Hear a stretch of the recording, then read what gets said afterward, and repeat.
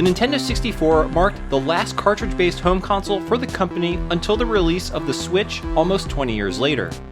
Like the Game Boy, the Nintendo 64 cartridges used onboard SRAM memory to store save files. However, some games required the use of an accessory called the controller pack to save your games. And similarly, if the onboard battery died, so did your save files. That is, until now. This is the Forever Pak 64 from 4-Layer Technologies, the last Nintendo 64 memory card you'll ever need.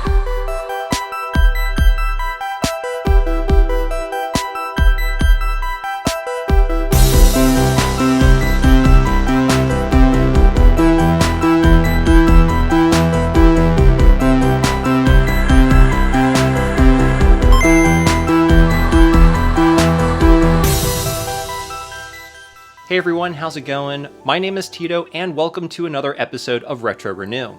Today I'm going to show you a really cool piece of tech for the Nintendo 64 from a company called 4-Layer Technologies. Now, 4-Layer Tech is a new company that was started earlier this year, but more interestingly are the impressive folks behind the company. These individuals are longtime innovators in the modding community. We have Shank from the YouTube channel Shank Mods, Gunnar, or G-Man as he's also known by, and lastly, Aurelio, who provides a wealth of technical knowledge and is an open source contributor to the retro modding community. These guys are modding enthusiasts, especially when it comes to miniaturizing home consoles, as well as other very cool projects. Shank made these incredible GameCube-inspired Joy-Cons, and Gunnar developed the G-Boy DIY mod kit, which essentially turns your Wii into a Game Boy-like handheld. And Aurelio has made countless open source contributions which are widely available to the gaming community.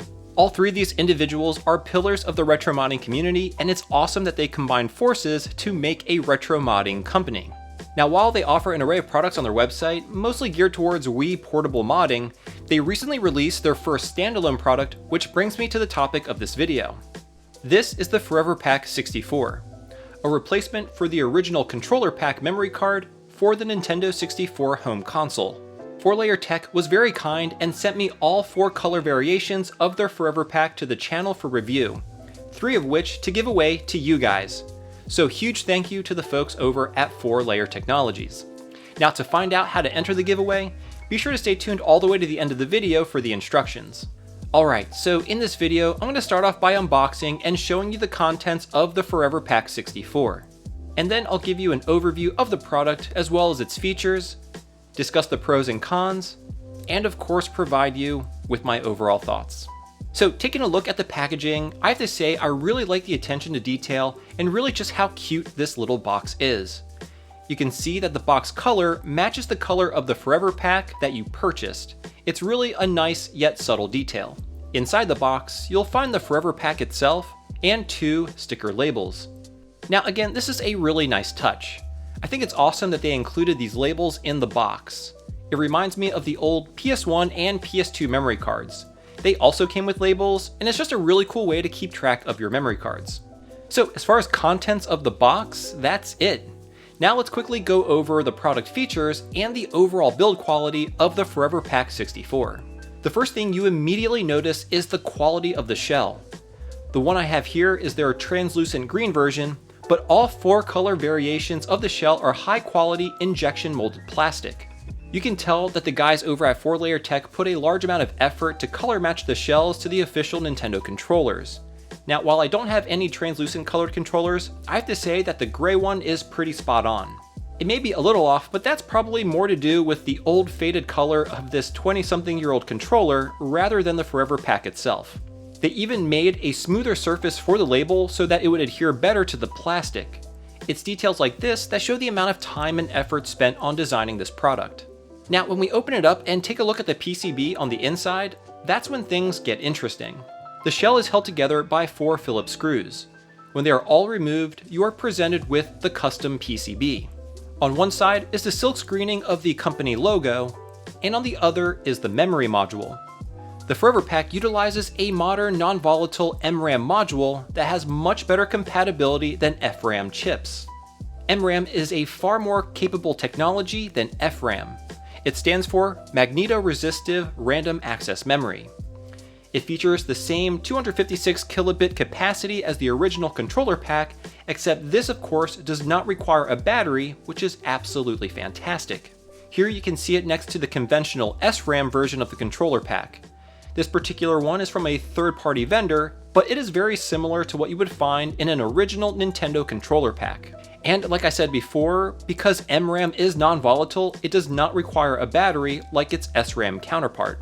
Now, if you really wanted to, you could actually take the PCB out and put it into an original OEM Nintendo controller pack shell. The PCB is the same exact footprint as the original Nintendo one. But these shells are really nice and high quality. I'm not sure why you would want to do that, but you do have the option. Now, looking at the contacts, they are gold plated for increased longevity, and if you look at the edges, they have been beveled to minimize wear and tear on the controller pack connector. Again, these small features add up to an overall very refined product that really speaks to the attention to detail 4-layer tech put into designing these memory cards. Okay, so now you may be asking yourself, how do these memory cards perform? Well, unsurprisingly, it performs exactly as you would expect. It inserts into the bottom port of the N64 controller just like normal. And it's also compatible with the wireless Tribute controller receiver from Retrobit. I also tried it with a few games that utilize the controller pack functionality. With my copy of Snowboard Kids 2, I was able to save my progress with no issues at all.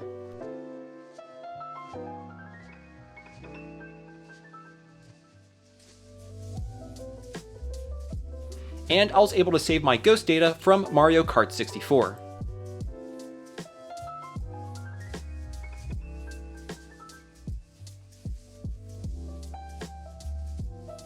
Bottom line, the functionality is indistinguishable from an original controller pack from Nintendo. So with that, let's get into the pros and cons. Starting with the pros, I have to say that the fit and finish is top notch. The injection molded shell and the PCB are very good quality. And when inserting it into the controller port, you can see just how tight the tolerances are. It all just works and fits exactly as you would expect. The use of the more modern MRAM chip gives the pack extremely high compatibility, which is something of an issue with FRAM modded memory cards of the past. MRAM is overall just a more superior technology to FRAM. And now for the cons, and really I don't think there are any. This is an extremely high quality product that improves upon original Nintendo hardware. And at $30, they are a little on the pricey side, but given the polished design and the quality of life as well as peace of mind you get knowing that you won't lose your saves due to a dead battery, I think it is certainly worth the premium if you're in the market for a controller pack.